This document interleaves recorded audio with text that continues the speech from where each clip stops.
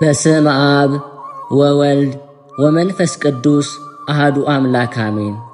በክርስቶስ ክርስቲያን፣ በወልድ ውሉድ፣ በመንፈስ ቅዱስ መንፈሳውያን የተባላችሁ የእግዚአብሔር ቤተሰቦች፣ የቅድስት ድንግል ማርያም የአስራት ያደራ የጥበቃ ልጆች፣ በወደደን ባፈቀረን በክርስቶስ ፍጹም ሰላምታ ሰላም እላችኋለሁ። የአምላካችን የእግዚአብሔር ስሙ የተመሰገነ ይሆንልን። የእናቱ የእናታችን የቅድስት ድንግል ማርያም ለስሙ አጠራር ክብሩና ምስጋና ይግባት። የቅዱሳን መላእክት፣ ጻድቃን፣ ሰማዕታት እንደየተሰጣቸው ጸጋና ክብር ስማቸው የተመሰገነና የከበረ ይሆንልን። አሜን። በሀገር ውስጥም በሀገር ውጭም ያላችሁ የማኅደር ሚዲያ ተከታታዮች የእግዚአብሔር ሰላምና ክብር ከሁላችሁ ጋር ይሁን። እነሆ በዚህ ቻናል ሁልጊዜ በየዕለቱ መርሃ ግብር ስለምንለቅ ገድል፣ ጸሎት፣ ድርሳንና ስንክሳር የምናቀርብበት ሲሆን ይህንን ገድል፣ ጸሎት፣ ድርሳን በእምነት ብትሰሙ ከዲያብሎስ እስራት የምትፈቱበት ከተለያዩ ርኩሳት መናፍስት የምትጠበቁበት ስለሆነ እስከ መጨረሻው ታደምጡ ዘንድ በቅዱሳን ስም እንጠይቃችኋለን። ለአገልግሎቱም ለመደገፍ ሁልጊዜ ላይክ፣ ሰብስክራይብ እንዲሁም ሐሳብ አስተያየታችሁን በኮሜንት በማስፈር መንፈሳዊ ኃላፊነታችሁን እንድትወጡ እንጠይቃለን። እንኳን ለሊቀ መላእክት ቅዱስ ዑራኤል ወርሃዊ መታሰቢያ ክብረ በዓል በሰላም አደረሳችሁ። እንዲሁም በዚህ ቀን ታስበው ለሚውሉ ቅዱሳን ወርሃዊና ዓመታዊ ክብረ በዓላቸው በሰላም አደረሳችሁ። የልዑል እግዚአብሔር ቤተሰቦች፣ የድንግል ማርያም የአስራት ያደራ የበኩራት ልጆች፣ የቅዱሳን ወዳጆች፣ ከዚህ በመቀጠል የመልአኩ የቅዱስ ዑራኤልን ድርሳን እንናገራለን።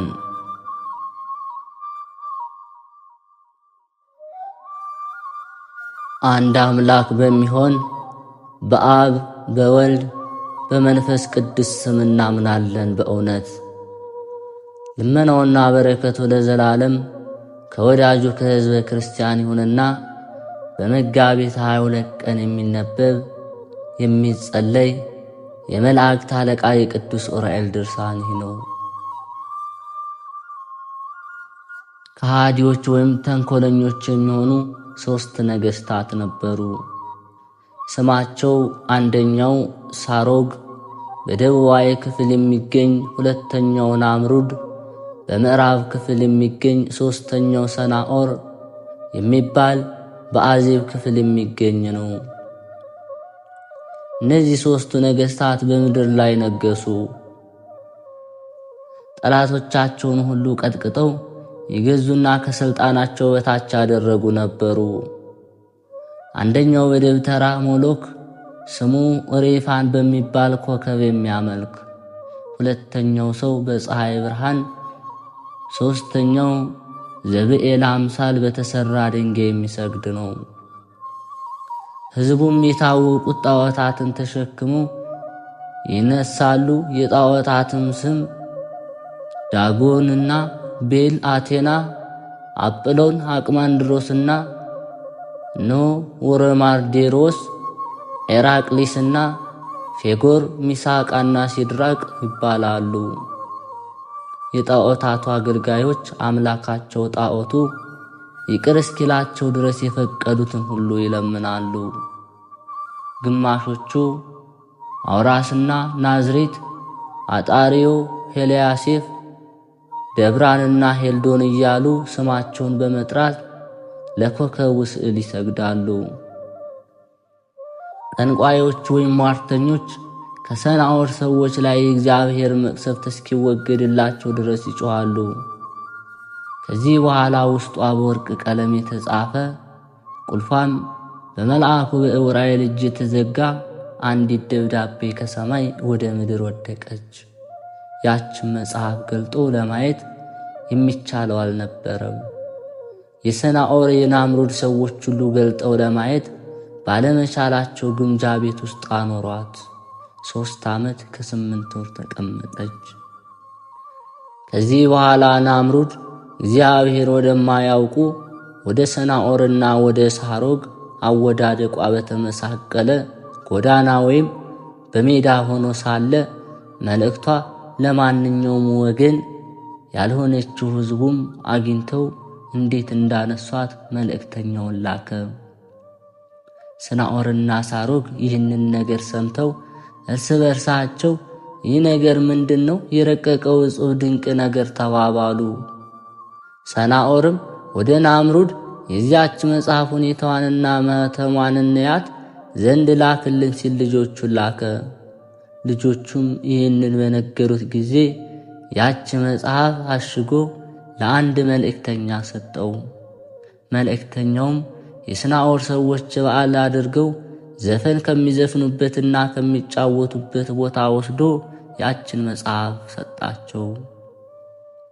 አሕዛብና ሰካሮች ፍላጎታቸው ዘፈን ነውና፣ ይህን ሥራ ግን በደጋግ ሰዎች ዘንድ እንደ ወንጀል የሚቆጠር ነው። ለእኛም በውጭው ብልሆች ወይም ደጋግ ይመስሉናል፣ በውስጣቸው ግን አመፅና ፍትሕ ማጉደል ከንቱ ነገርን የተመሉ ናቸው። ሰናዖርና ሳሮግ ወደ ጥንተ ነገራቸው ተመልሰው ያችን መጽሐፍ አነበቧትና ንጉሥ በሰማይ ላይ እንዳለ ይኸውም የሚነግሰው የብርሃን ገዢ አብ ሲሆን ወልድም የሚነግሰው ከአብና ከመንፈስ ቅዱስ ጋራ መንፈስ ቅዱስም ከአብና ከወልድ ጋራ ሆኖ የሚነግስ አለ ስትል የምትል ናት። 3ቱ ነገሥታት ጽሑፉን አይተው ልባቸው ተቃጠለ፣ ፊታቸውን ቧጠጡ፣ ጸጉራቸውንም ነጩ። ከዚያም በሐሳባቸው በላያቸው ላይ ንጉሥ ካለ ከእኛ በላይ ሊዋጋ ይችላልን? የሰማዩን ንጉሥ ከቶ ማን ይረዳዋል? እኛን የሚያሸንፍ ከሆነ በግልጽ ይግጠመናሉ። የመንግሥቱን ግዛት ቢከቡት አንዱ እንኳን እጃችን አያመልጥም፣ ብናሸንፈውም ይቅርታ እናደርግለትም። ወደ ሀገራቸውም ገብተን ማለት ወደ ሰማይ ወጥተን በሀገራቸው ቋንቋ እንጣላቸዋለን፣ እንጋደላቸዋለን ተባባሉ። ወደ ሰማይ የሚያወጣና ወደ ምድር የሚያወርድ መሰላልን እንስራ ሲሉ እርስ በርሳቸው በመማማል ተስማሙ። በግንቦት ወር በመባቻቸው ወይም በመጀመሪያው ዕለት መሠረቷ በማይናወጥ በዓለት ላይ ግንብ መስራት ጀመሩ። ሳሮግና ናምሩድ ሰናዖርም 3ቱ የአሕዛብ ነገሥታት ግንቧንና በሮቿን ለመስራት በሜትር ተከፋፈሉ። ከፍተኛ የሆነች የግንቧንም ሥራ ወጪውንና ውስጡን የሚያከናውን አዋቂዎች ቁጥር 17,000 ናቸው።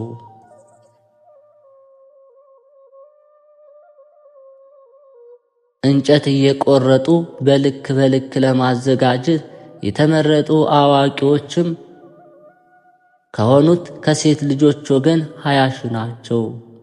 ከሩቅና ከቅርብ እየመጡ ለሚያዘጋጁና ድንጋይም እየጠረቡ ለሚያቀርቡ ወይም ለሚገነቡ ገንቢዎች፣ ለእንጨት አናጺዎች አዋቂዎች 15,000 ሹሞች ሾሙ። እንዲሁም ከቆላው ምድር የተቆረጠውን የማይነቅዝ እንጨት ለሚሸከሙ 12,000 አዛዦችን ሾሙላቸው። ከበረሃ ውስጥ የወደቁትን ደረቆች እንጨቶችን የሚያስነሱ 11,000 ታላላቅ ሹሞች ተሾሙ። እሊህም ጠንካሮችና ወፍራሞች የሆኑ እንጨቶች ጽናታቸው ወይም ጥንካሬያቸው እንደሚያምር በቅመም ተራራ ላይ እንደሚኖር እንደ ዋልያ መንጋ ናቸው። ሁሉም በየተመደቡበት የሹመት ቦታቸው ተሰማሩ። ስለ ምግባቸው ከዚያ ስንዴና ምስር እያበሰሉ ምግባቸውን የሚያዘጋጁ አዋቂዎች በየክፍላቸው ተመደቡላቸው። የተዘጋጀውን መብሉንና መጠጡን እየተቆጣጠሩ የሚያቀርቡላቸው አዛዦችም ሾሙላቸው። ከዚህ በኋላ ተሰባስበው ጉባኤ ካደረጉ በኋላ ግንቡን መገንባት ጀመሩ። የግንቧን ማዕዘን በሜትር እየለኩ ተከፋፍለው በየድርሻቸው ግንቡን በማስረዘም መስራት ጀመሩ። ወደ ሰማይም የመውጫውን መሰላል ሰርተው ከጨረሱ በኋላ ብዙዎች አዋቂዎች የሆኑ ሰዎች ከምድር ወደ ላይ ግንቡን እየሰሩ ወጡ።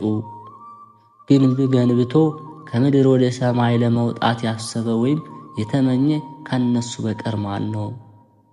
ከሰማይስ ወደ ምድር መውረድ ልማድ ነው። ሰማያውያን መላእክት ወደ ፈለጉት ይወጣሉ ይወርዳሉና። ቀደምት ከሆኑት የእግዚአብሔር መላእክት አንዱ እሱ ሳጥናኤል የሞራል ድጋፍ ስለሚሰጣቸው በምክርም ስለሚረዳቸው ልባቸው ደንድኗልና ወይም በትዕቢት ታጅሯልና። የልብ ትዕቢት እግዚአብሔር ይቃወማል ሲል መጽሐፍ እንደተናገረ የሰናዖር ሰዎች በትዕቢታቸው የሰማይን አምላክ ተቃወሙት። አለቃቸው ዲያብሎስ ፈቃዱን ለሚፈጽምለት ሁሉ ወዳጅ ስለሆነ ፈቃዳቸው እስኪፈጸም ድረስ እሺ በጀ ብሎ ይታዘዝላቸዋልና። እግዚአብሔር ግን በየተሰማሩበት ይህ ሥራ የኔ ድርሻ አይደለም፣ ሠራተኛው አንተ ነህ በማለት እርስ በርሳቸው ፍቅር አጥተው እንዲጣሉ አደረጋቸው። ገንቢዎች ከምድር ወደ ላይ በጣም ሲርቁ ከታች ደንጊያና ጭቃ የሚያቀብላቸው በቦታው ታጣ። እግዚአብሔርም የተንኮሎችን ምክር አጥፍቶ ጆሮአቸውን ደፍኖባቸዋልና። የሰናዖር ሰዎች ወደ ፀሐይ አካባቢ ከደረሱ በኋላ የራስ ቅላቸው እስኪታይ ድረስ በፀሐዩ ዋዕይ ተቃጠሉ። ከፀሐይ አካባቢ ባለው አየር ላይ ሆነው ወደ ጽርሐ አርያም የተሳለ ጦራቸውን የወረውሩት ጀመር። የበጎ ሥራ ጠላት የሆነ ዲያብሎስ ጦራቸውን በእጁ ተቀብሎ የነገሥታቱን ደም በማስመሰል ጦሩን ደም ቀብቶ ይልክላቸው ነበር። እነሱም ከሦስቱ ነገሥታት አንዱ ንጉሥ የሞተ ስለመሰላቸው ይዘፍኑ ይሸልሉ ነበር። ከዚህ በኋላ የእግዚአብሔር መልአክ ዑራኤል ሰኔ 22 ቀን ወርዶ ያችን ግንብ ከመሠረቷ ነቃቅሎ አፈረሳት። የሰማይና የምድር አምላክ በግንቢቷ ምክንያት በቀልን ስላደረገ ለወሬ ነጋሪ ሰው እስኪጠፋ ድረስ ሠራተኞቿ ወይም አናጺዎቿ፣ ገንቢዎቿና የሰናዖር ሰዎች በሙሉ ተደመሰሱ። የሰናዖርን ግንብ ላፈረሰ አምላክ ለመንግሥቱ ምስጋና ይገባል። በፍጹም ጠላቶቹ ላይ አምላካዊ ኃይሉን ያሳየን አምላክ እስከ ዘላለሙ ስሙ ከፍ ከፍ ይበል አሜን። የፍጥረት ሁሉ አምላክ የሚሆን አምላካችን አባታችን አዳምን በአርአያውና በአምሳሉ አስቀድሞ ሳይፈጥረው ስማቸው የማይታወቅ እልፍ አእላፋት በመቶ ሚሊዮን የሚቆጠሩ መላእክት በየማዕረጋቸውና በየሹመታቸው ነበሩ። ሚካኤልና ገብርኤል፣ ሱራፌልና ኪሩቤል በአደባባዩ ቆመው አሸናፊ የሚሆን እግዚአብሔርን ያመሰግኑት ነበር። ስለዚህም እግዚአብሔር እሱ ይቅርታና ምሕረትን እንደመውደዱ መጠን ሚካኤልና ገብርኤል ምሕረትን ለሰው ልጅ ማማለድን ስለሚወዱ ከፍ ከፍ አደረጋቸው። አዳምን ከፈጠረው በኋላ የ99ኙን ነገደ መላእክት ስማቸውን ገለጠ። ስማቸው የማይታወቅ ሰውን በአደራነት የተቀበሉና በጠባቂነት የተመደቡ እልፍ አእላፋት የሚሆኑ የብዛታቸው ቁጥር ልክ ወይም መጠን የሌለው ቅዱሳን መላእክት አሉ። ከዚህ በኋላ ዑራኤል በየጊዜው በግልጽ እየተነሳ ለሰው ልጅ ምሕረትን በመስጠት ዘወትር ስለኛ ጥብቆ ይለምናል። የሰማይ መላእክትም ስለ ሰውና ስለ እንስሳት ስለ ፍጥረታት ሁሉ እግዚአብሔር ዘንድ ሁል ጊዜ ምሕረትን ይለምናሉ። ሚካኤል በየዕለቱ ምሕረትን ይለምን ዘንድ በኃያሉ አምላክ በስተቀኝ ይቆማል። ገብርኤልም አቤቱ ጌታዬ ሆይ ፍጥረትን ፈጽመህ ይቅር በል እንጂ አታጥፋ፣ ቃል ኪዳንህ ሐሰት አይደለምና ለወዳጅህ ለአብርሃምና ለልጁ ለይስሐቅ እንዲሁም ባለሟል ለሆነ ለያዕቆብ የሰጠኸውን ቃል ኪዳን አስብ። ለእነሱም ያደረግከውን ለእነዚህ አድርግላቸው፣ ማራቸው፣ ይቅርም በላቸው እያለ ይማልዳል። በእናትህ በድንግል ማርያም፣ በመጥምቁ በዮሐንስ፣ ቅዱሳን በሚሆኑ በመላእክቶች ሁሉ ብለህ በመስቀል ኃይል እርዳን። ከፊትህ በምንቆምበትም ጊዜ አቤቱ አታጋልጠን ወይም አታሳፍረን። ዳግመኛ መላእክት ለኃጥአን ይቅርታ እስኪያደርግላቸው ድረስ ዘወትር እየሰገዱ ይለምናሉ። ይልቁንም ዑራኤል ከአንደበቱ ምስጋና አይለይምና የእግዚአብሔር ኃይሉ መልእክተኛ ስለሆነ ልመናን የማያቋርጥ ትጉህ የማያንቀላፋ ጸሎት ከአፉ የማይለይ በመሆኑ ከእግዚአብሔር ዘንድ ለማማለድ ሌት ተቀን ይለምናል። ሁሉን የሚገዛ እግዚአብሔር የዑራኤል አምላክ ይቅር በለኝ ብሎ አንዲት ቃል ቢናገር በራሱ ላይ አክሊልን አቀዳጃለሁ፣ ዕድሜውም አጭር ቢሆን አስረዝምለታለሁ ብሏልና። ከሞተም በኋላ ባሕረ እሳትን አሻግሬ ዓይን ያላየውን ጆሮ ያልሰማውን የጻድቃን ነፍሳት ከሚያድሩበት ከዚያ በሕይወት አገር አኖረዋለሁ። ትሕትናውና በቅንነቱ ለመላእክቱ የታዛዥ መሆኑን አይቶ እሱ የእውነት ፈራጅ ጌታ በዚህ ይወደዋልና። ዑራኤል የቅዱሳንን ሁሉ ጸሎትና መሥዋዕትን ለማሳረግ በጌታችን ዙፋን ፊት ለፊት ቀን በቀን ይቆማል። ዳግመኛ ሁሉን የሚገዛ እግዚአብሔር ተስፋ የሌላት ኃጥአን የሆነች ነፍስ የዑራኤል አምላክ ይቅር በለኝ ብትለኝ ከገሃነመ እሳት አውጥቼ በዕረፍት ቦታ እስከ ዘላለሙ ድረስ አሳርፋታለሁ እንዳለው የሰማይ መላእክት ሁሉ ይህንን ቃል ሰምተው ተባብረው በአንድ ቃል አቤቱ አንተ ጌታችን ሆይ መዓት የራቀ ምሕረት የበዛ እውነተኛ ይቅር ባይ ቸር ነህ አሉና ወደ ልመናቸው ተመለሱ። ጌታቸውንም ባዩት ጊዜ የመለኮቱ ነበልባል ስላንጸባረቃቸው እንደ ኪሩቤል በመፍራትና በመንቀጥቀጥ አንገታቸውን ወደ ታች አዘነበሉ። አሸናፊ እግዚአብሔር ምስጋና በሰማይና በምድር ፈጽሞ ይመላ እጹብ ድንቅ እያሉ አመሰገኑ። ዳግመኛ ጌታቸውን ያዩት ዘንድ ወደ ላይ አቃንተው ሳለ ከፍርሃታቸው የተነሳ የእሳትነት ተፈጥሯቸው በሱ ፊት እንደ ውሃ የተፈጥሮ ባህሪ ሆነ። ከዚህ በኋላ መላእክት ሁሉ በአምላካችን ፊት የሚቆም የለም፣ ባህሪው እሳትና እውነተኛ ብርሃን ስለሆነ እናየው ዘንድ አይቻለንምን ሲሉ አደነቁ። የመላእክት እሳትነት ግን በጥንተ ተፈጥሯቸው ሌላ ስለሆነ በጌታችን ፊት እንደ ውሃ ነው። ይህም ለሰሚ አስደናቂ የሆነ እጹብ ድንቅ ነው። እሱ አምላክ እሳትና ብርሃን ነው። ሕይወት የሆነ የሰማይ እሳት ሲሆን እንዲሁም ምሳሌ የሌለው የምድር እሳትና ብርሃን ነው።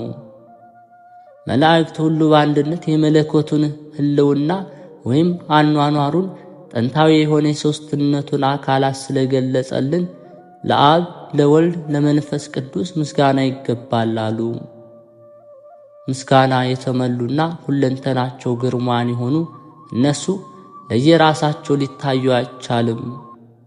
ዘወትር ለሚያዩአቸው ዓይኖች ግሩማን የሚያስፈሩ ናቸው። እግዚአብሔር ልዩ መልእክተኛ የሆነ ዑራኤልም የዓይን ቅንድብ የሚርገበገበውን ያህል እንኳ ሳይቆይ በየጊዜው ምስጋና ለማቅረብ አያርፍም። የእግዚአብሔር የኃይሉን መልእክተኛ ዑራኤል ከሚካኤልና ከገብርኤል ከሱራፌልና ከኪሩቤል ጋር የተሾመ በመሆኑ በአንድ ቃል እያመሰገነና እየዘመረ ለዘላለሙ ይኖራል። የቅዱስ ዑራኤል ሰላሙና በረከቱ ለዘላለም ከወዳጁ ከሕዝበ ክርስቲያን ጋር ይኖር። ከእመቤታችን ከቅድስት ድንግል ማርያም ሥጋ ለብሶ ሰው የሆነ ጌታችን አምላካችን መድኃኒታችን ኢየሱስ ክርስቶስ በተሰቀለ ጊዜ ፀሐይ ጨለመ፣ ጨረቃም ደም መሰለ፣ ከዋክብትም ከሰማይ ወደ ምድር ወደቁ። መላእክትም ጌታችን ወደ ተሰቀለበት ቦታ ከሰማይ ወርደው ለተከበረ መስቀሉ ሰገዱለት። ብዙዎች የሰው ነፍሳት ከመቃብራቸው ተነስተው የጌታችን ሞት ባዩ ጊዜ አቤቱ ጌታችን ሆይ ሁላችን ዛሬም ቢሆን ለዘወትር ለመስቀልህ እንሰግዳለን እያሉ ፈጽመው አለቀሱ። መላእክትም በመፍራትና በመንቀጥቀጥ ከእግረ መስቀሉ በታች ክንፋቸውን ዘርግተው በምድር ላይ ተነጠፉ።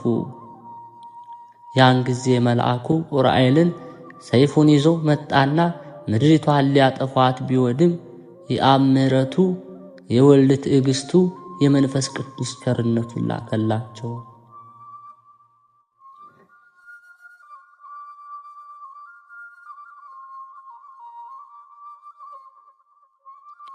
ያን ጊዜ መልአኩ ዑራኤል ሰይፉን ይዞ መጣና ምድሪቷን ሊያጠፋት ቢወድም የአብ ምሕረቱ፣ የወልድ ትዕግስቱ፣ የመንፈስ ቅዱስ ቸርነቱ ከለከለችው።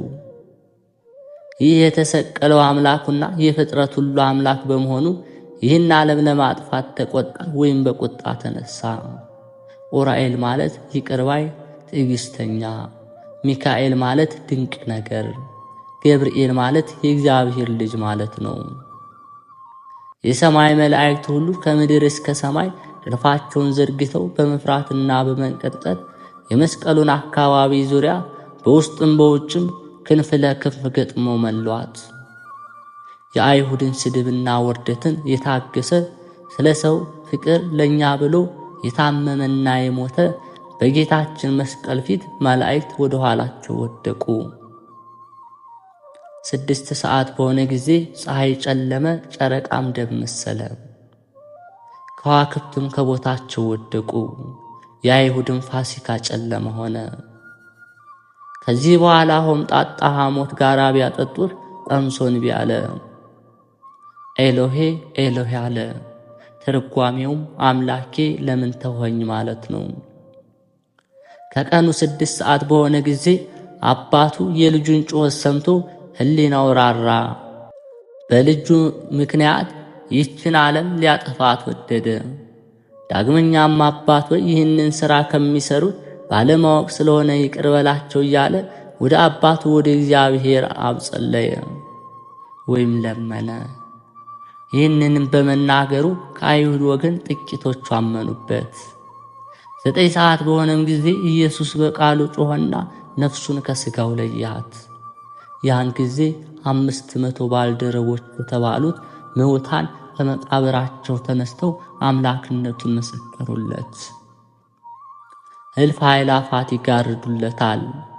ሚካኤልና ገብርኤል፣ ዑራኤልና ሩፋኤል ስለ ሰው ልጅ ምሕረትን እየለመኑ ይሰግዱለታል። ወልድ ዋሕድ ከእመቤታችን ከድንግል ማርያም ሰውነቷን አንጽቶ ሥጋዋን ቀድሶ የለበሰውን ሥጋ እንዳይዳስሱ የሚርዱና የሚንቀጠቀጡ ዓይናቸው ብዙ ክንፋቸው 6 የሆኑ ሱራፌልና ኪሩቤል በሚያምር መዝሙር እየዘመሩ ለአንድ ገዥ ለሆነ ለሦስትነቱ ሰገዱ።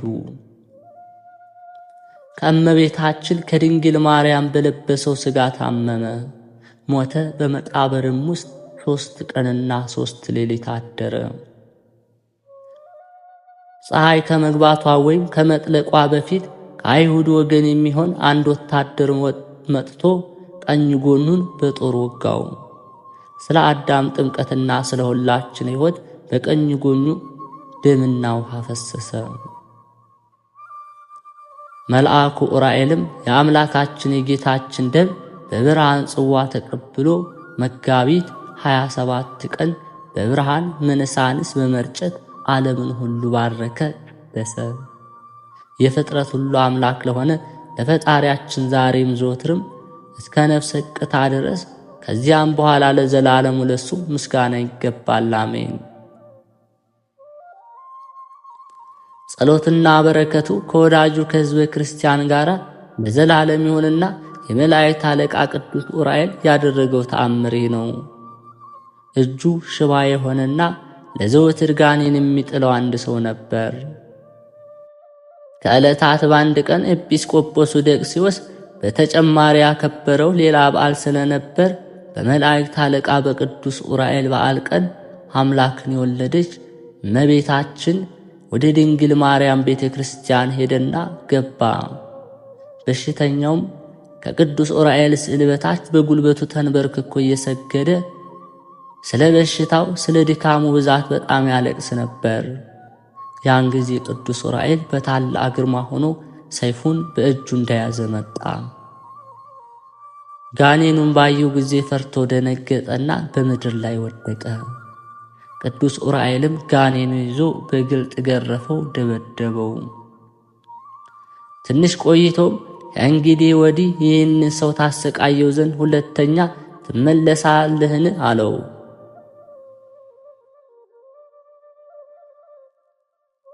ያም ጋኔን መልሶ ከእንግዲህ ወዲህ ወደዚህ ሰው ብመለስ አምላክና የአንተ ቅጣት ወይም መቅሰፍት ለዘላለሙ በእኔ ላይ ይፈጸምብኝ አለው። ከዚህ በኋላ ቅዱስ ዑራኤል ያን ሰው በፊት ያደረገውን ተአምር እግዚአብሔር እንዴት እንዳዳነ ለሰው ሁሉ ተናገር አለው። ሰውየውም ከቤተ ክርስቲያን ወጥቶ ሄደና ለወንዶችና ለዘመዶቹ ለሰውም ሁሉ የመላእክት አለቃ ቅዱስ ዑራኤል ያደረገለትን ተአምር ተናገረ። ስለዚህም ነገር የሰሙ ሁሉ እግዚአብሔርን ፈጽመው አመሰገኑት። ከዚህ በኋላ ይህ ሰው በመላ ዘመኑ ሁሉ የመላእክት አለቃ የቅዱስ ዑራኤልን ቤተ ክርስቲያን ደስ እያለው ሲያገለግል ኖረ። ለእግዚአብሔር ለእናቱም ለድንግል ማርያም ለዘላለሙ ክብርና ምስጋና ይሁን፣ አሜን።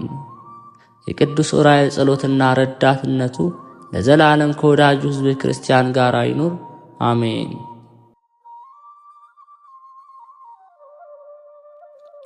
የልዑል እግዚአብሔር ቤተሰቦች፣ የድንግል ማርያም የአስራት ያደራ ልጆች፣ ኖ ይህንን መንፈሳዊ ቻናል ሁልጊዜ ላይክ በማድረግ ሐሳብ አስተያየታችሁን ኮሜንት ላይ በማስፈር እኛ የሚያበረታታን ነውና ሐሳብ አስተያየት ከሌላችሁም አሜን ይሁንልን ይደረግልን በማለት ኖ ይህንን ቻናል እንድትደግፉ እንጠይቃለን።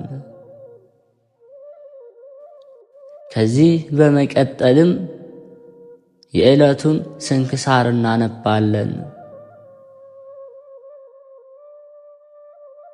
አንድ አምላክ በሚሆን በአብ በወልድ በመንፈስ ቅዱስ ስም መጋቢት 22 በዚች ቀን የክብር ባለቤት ጌታችን ኢየሱስ ክርስቶስ ወደ ኢየሩሳሌም ከተማ ገብቶ ቤተ መቅደሱን በአህያ ግልገል ተቀምጦ በመዘውርና ሆሳዕና እያሉ እንዲያመሰግኑት አድርጓል።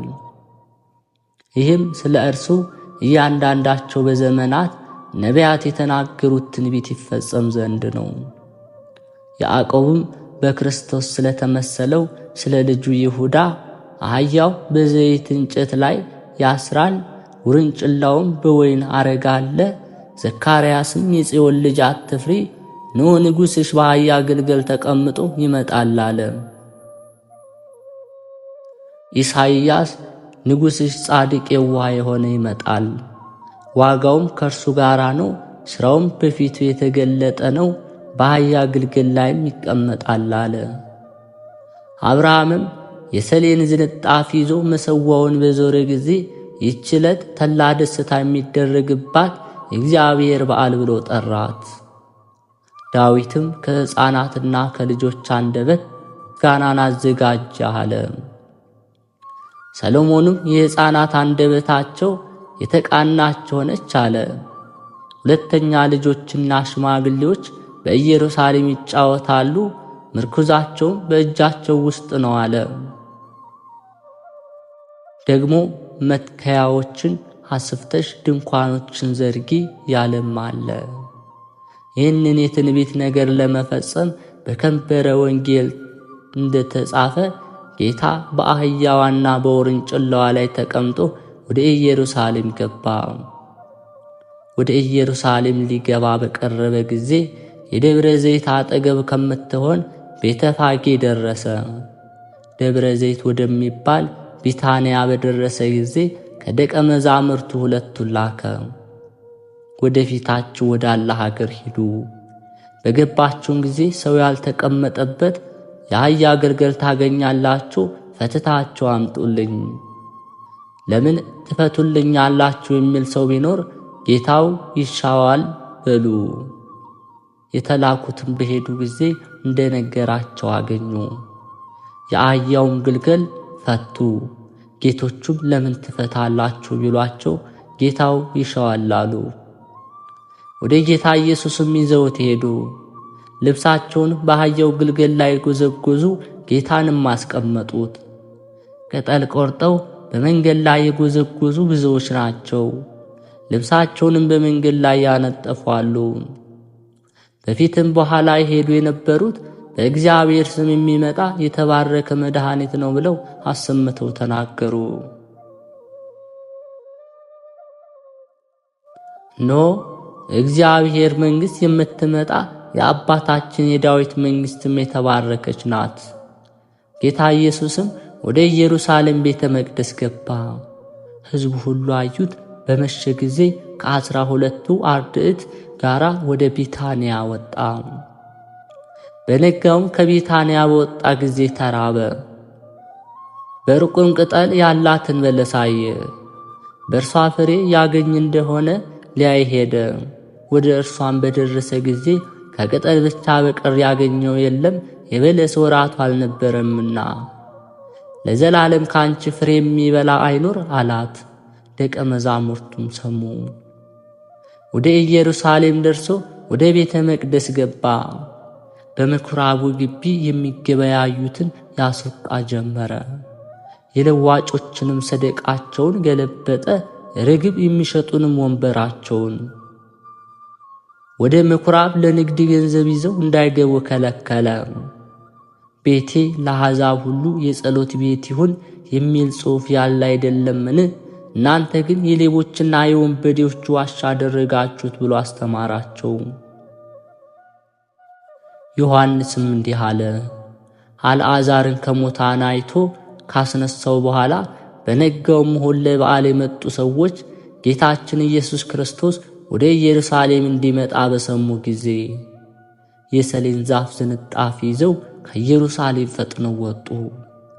በእግዚአብሔር ስም የሚመጣ ከአርያም የተገኘ መድኃኒት የእስራኤል ንጉሥ የተባረከ ነው እያሉ እየጮኹ ተቀበሉት። ጌታችን ኢየሱስ ክርስቶስም የአህያ ግልገል አገኘ። ተቀመጠበትም እንደ ተጻፈ እንዲህ እንዲል የጽዮን ልጅ አትፍሪ፣ እነሆ ንጉሥሽ በአህያ ግልገል ተቀምጦ ይመጣል። አስቀድሞ ግን ደቀ መዛሙርቱ ይህንን ነገር አላወቁም ነበር። ጌታ ሳይሰቀል ጌታ በተሰቀለ ጊዜ ይህ የተጻፈ ስለ እርሱ እንደሆነ ያን ጊዜ ያወቁት እንጂ። እንዲህም አደረጉለት። አልዓዛር አልዓዛር ብሎ ከሙታን ለይቶ እንዳስነሳው ባስነሳው ጊዜ ከእርሱ ጋር የነበሩ ሰዎች መሰከሩለት። ስለዚህም ሕዝቡ አመኑበት። ያደረገውን ተአምራት ሰምተዋልና የሕፃናቱንም ምስጋና ደግሞ አልዓዛርን ማስነሳቱን። የካህናቱ አለቆችና ፈሪሳውያን ግን እርስ በርሳችሁ የምታገኙት ረብሃ ጥቅም እንደሌለ አታውቁምን?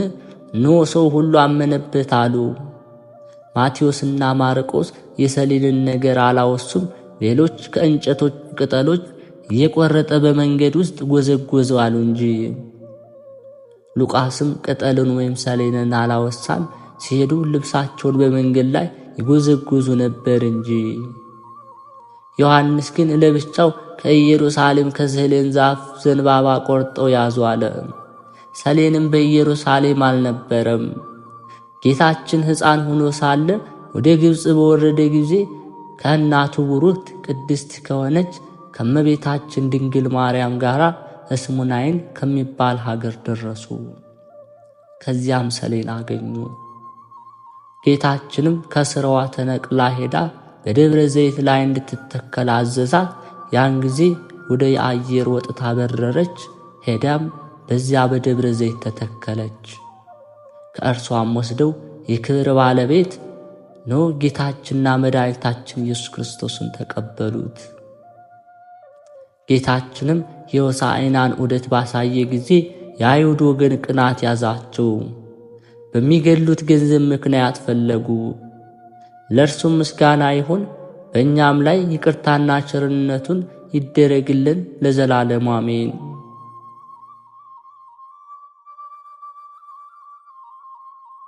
በዚህች ዕለት የከበረ መንፈሳዊ አባት የኢየሩሳሌም ኤጲስቆጶስ አባ ቄርሎስ አረፈ። ይህ አባት የቤተ ክርስቲያንን ትምህርት በመማር ያደገና እጅግ አዋቂ ምሁር ሆነ። ከእርሱ በፊት የነበረ ኤጲስቆጶስ አባ በርኪሶስ ባረፈ ጊዜ ይህ አባት መርጠው ለኢየሩሳሌም ኤጲስቆጶስ አድርገው ሾሙት። በተሾመም ጊዜ ከመናንያንና ከአርዮሳውያን ተኩላዎች በመልካም አጠባበቅ ሕዝቡን ጠበቀ። የኤጲስቆጶሳት ጉባኤ በሰርድቄ በተሰበሰበ ጊዜ ይህ አባት ከዚያ ደርሶ አርዮሳውያንን ተከራከራቸው። ምላሽ አሳጥቶም አውግዞ አሳደዳቸው። አካክዮስንም ከቂሳርያ ሀገረ ስብከቱ መንበር አሳደደው።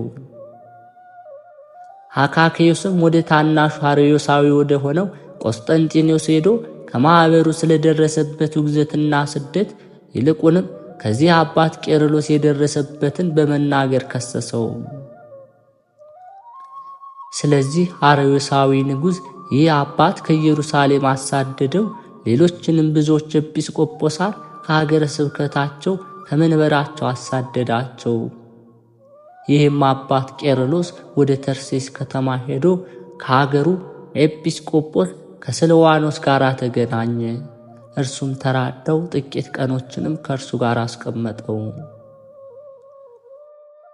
በሉኪያኖስ ስብሰባ በሆነ ጊዜ ይህ አባት ከተሰበሰቡት ውስጥ አንዱ እርሱ ነው። አካክዮስንም ደግሞ አወገዙት፣ ረገሙትም። ዳግመኛ ወደ ንጉሥ ሄዶ በዚህ በቅዱስ ቄርሎስ ነገር ሰራበት። ንጉሡም ወታደሮቹን ልኮ ከዚያ ካለበትር አሳደደው። ከዚህ በኋላ ይህ መናፍቅ ቆስጠንጢኖስ ሞተ። ልጁ ሦስተኛ ቆስጠንጢኖስ ነገሰ።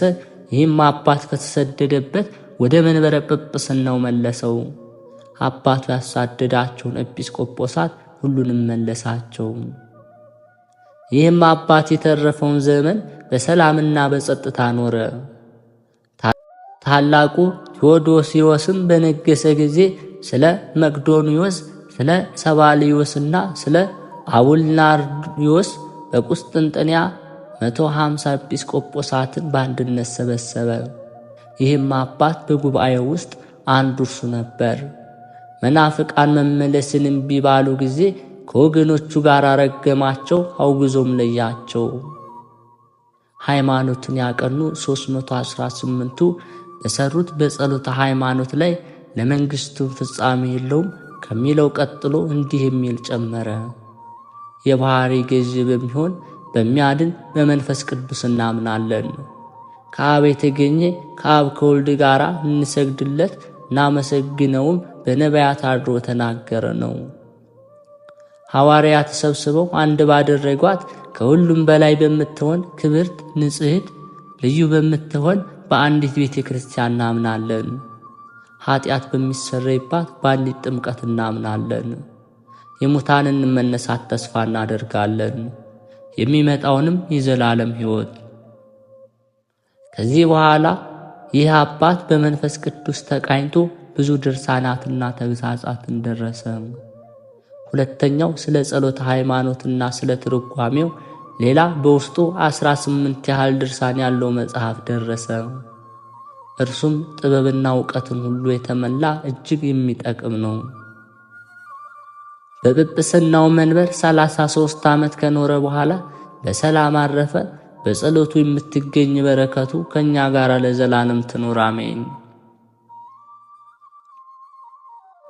ጌታ ሆይ ከብልጽግናቸው ብዛት የተነሳ ብዙ መባ ካገቡት ይልቅ የደሃይቱን አነስተኛ መባ እንደተቀበልክ ለሁል ጊዜ የሚያገለግሉ አእላፍ መላእክትን እያሳሰቡ በችግሬ ጊዜ የማቀርብልህ ምስጋና ተቀበል።